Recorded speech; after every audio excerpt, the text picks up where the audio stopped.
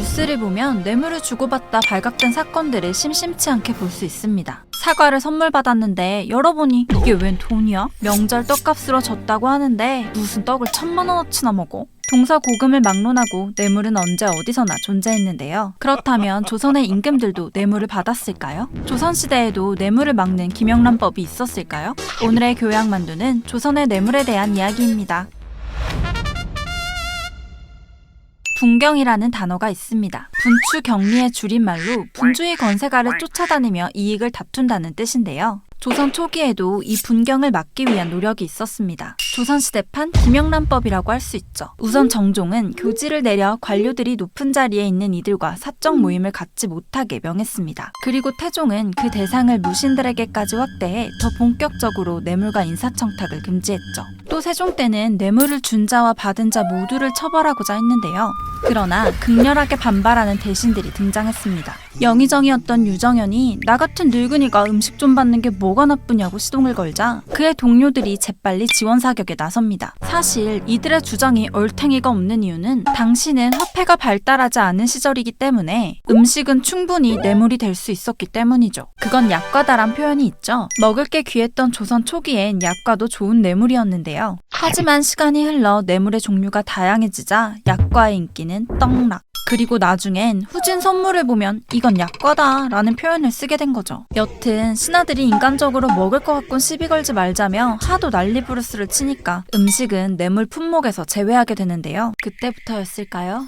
개고기도 뇌물 라인업에 등판한 게? 중종 시절 이팽수라는 사람이 있었습니다. 뭔가 익숙한 이름인데? 이팽수의 별명은 가장주서였는데요. 가장은 개고기, 주서는 정칠품 벼슬 이름을 뜻했죠. 대충 개고기 대리 정도로 해석할 수 있는데요. 원래 종구품 참봉이었던 이팽수가 고기 덕후인 김한로에게 개고기를 바친 후 종칠품 주서로 특급 승진하게 되었죠. 이런 어이털리는 상황을 보면서 사람들은 이팽수를 개고기 주서라며 디스한 것입니다. 뇌물 금지 대상이나 처벌 등이 구체적으로 박제된 건 경국대전에 법제화된 이후부터인데요. 뇌물을 받은 돈 그 이상의 금액으로 벌금을 내거나 관직을 삭탈했고 받아먹은 뇌물의 양에 따라 곤장을 치거나 유배를 보내기도 했습니다. 그런데 말입니다. 아무리 법을 만들어도 크게 효과가 없었고 뇌물은 없어지지 않았습니다.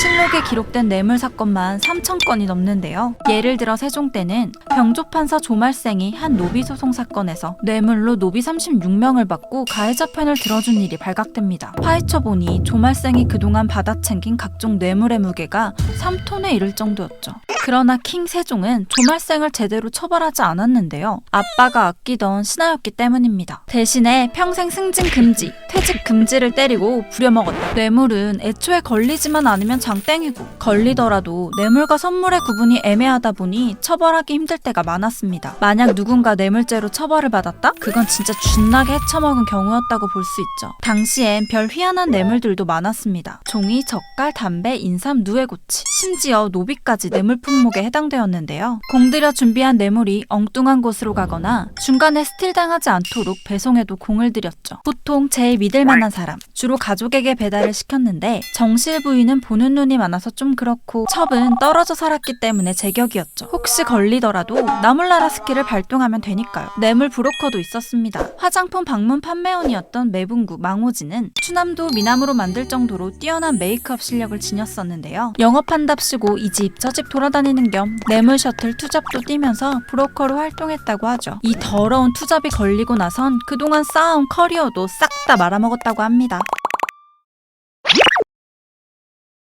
뇌물을 받았다고 하면 뭔가 인성이 구리고 탐욕적인 사람들이 떠오르는데요. 생각보다 의외의 인물들도 뇌물 라인업에 올라 있습니다. 첫 번째, 암행어사. 암행어사는 원래 신분을 숨기고 지내다 비리를 눈앞에서 목격하면 마패를 내밀면서 너 체포, 너 아웃을 외치는 게 간지죠. 하지만 현실은 몇 개월씩 지방 출장을 다니면서 현지 관리들에게 협조를 받는 동안 신분과 행적이 노출되는 경우가 많았다고 합니다. 탐관오리들은 어사에게 뇌물을 바치면서 잘 봐달라고 샤바샤바 했고 1도 깔 게 없게끔 모범적인 척 메소드 연기를 펼쳤습니다. 어사 본인조차도 먼저 나서서 뇌물을 받거나 금품을 갈취하기도 했다네요. 두 번째, 왕의 유모. 조선 왕실엔 어린 세손의 어머니 역할을 대신하는 유모가 존재했습니다. 유모들은 대부분 천민 출신이었지만 자신이 돌본 왕자가 왕이 되면 종 1품의 봉보부인으로 승격되었죠. 궁에서 쌀, 노비, 토지, 옷까지 다 나오니 평생 꿀 빨고 살 법한데 이 권력을 사적으로 사용해서 문제가 됐던 게 성종의 유모였던 백씨였습니다. 백씨는 성종의 백을 등에 업은 덕에 자신의 남편을 벼슬에 올리고 아들은 정삼품 겸사복으로 만들죠. 백씨의 본가 앞엔 그녀에게 뇌물을 바치면서 벼슬자리 하나 얻어보려는 사람들로 가득했다고 합니다. 세 번째, 조선의 왕?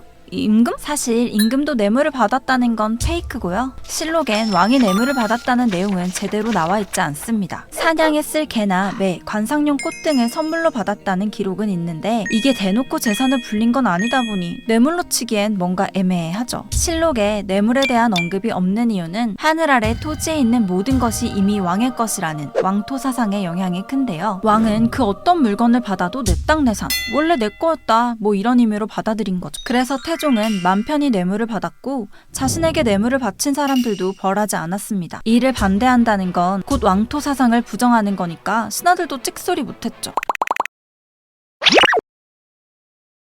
뇌물로 얻은 충성은 뇌물로 정복된다는 말이 있습니다. 뇌물에는 다 이유가 있는 법. 그러니 저희는 뇌물을 받지도 않고 주지도 않겠습니다. 사실 뇌물 바칠 돈도 없다는. 한 점 부끄럼 없이 구독자분들을 위해 열일하겠습니다. 교양 만두였습니다.